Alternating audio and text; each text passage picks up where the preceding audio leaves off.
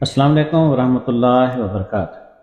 سامعین، لوگوں کو تبخیر کی وجہ سے دل کے اندر تکلیف ہوتی ہے، دماغ بھی مشتعل رہتا ہے، خیالات فاسد ہو جاتے ہیں۔ ایک ایسا نسخہ جو مقوی دل بھی ہے، مقوی دماغ بھی ہے، اور تبخیر کی وجہ سے جو ٹینشن، اعصابی تناؤ پیدا ہوتا ہے، اس کے لیے بھی اکثیر ہے۔ اجزاء اس کے بالکل آسان ہیں، بازار سے آسان سے مل جاتے ہیں، بنانا بھی بالکل آسان ہے۔ نمبر 1، دھنیا خشک۔ نمبر 2، سندل سفید۔ نمبر 3، تباشیر۔ نمبر 4، گل سرخ، یعنی کہ گلاب کی صاف ستھری پتیاں۔ یہ برابر وزن لے لیں اور اس کو باریک پیس لیں۔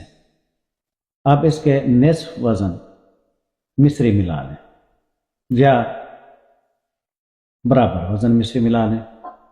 اس کے 1 چمچی صبح نہار میں 1 عصر کے وقت پانی کے ساتھ استعمال کریں۔